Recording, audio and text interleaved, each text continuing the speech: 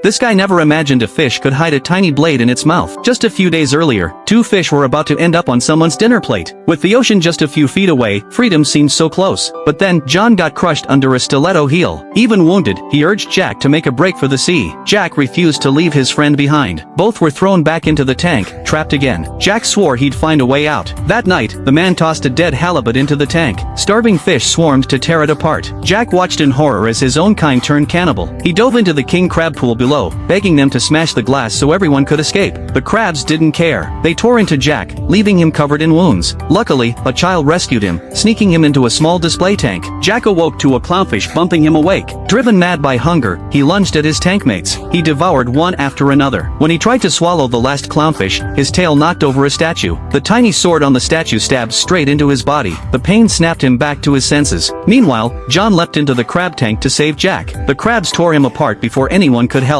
When the man noticed, John was already dead. An eel darted in to feast on the corpse. A halibut pushed the eel away, shielding John's body. Moments later, Jack was tossed back into the main tank. Seeing John's half-eaten body, Jack lost it. He blamed the halibut and charged. The two fish tore through the water in a frantic chase. But then guests arrived. The lively halibut was chosen for dinner. The man scooped it up without hesitation. On the cutting board, the halibut saw the chef's skilled hands and froze in terror. It wished it had Jack's courage to escape. Then, a miracle. The guest suddenly asked for a different fish. Jack had given the halibut a second chance. Jack himself was sliced into sashimi and served at the table. He never made it back to the ocean. The halibut watched from the tank as Jack was eaten. It swore to finish what Jack started. The next day, as the man opened the lid, the halibut leapt out with explosive force. It slammed into the man, knocking him into a tub of water. Other fish watched as the halibut thrashed forward, desperate to reach freedom. But its strength faded fast. The man grabbed it, victory slipping away. Then he noticed something strange. There was something in the halibut's mouth. A hidden blade. With one last strike, the halibut stabbed the man and flung itself into the sea. The man looked at the tiny knife in his hand and smiled for reasons no one could guess.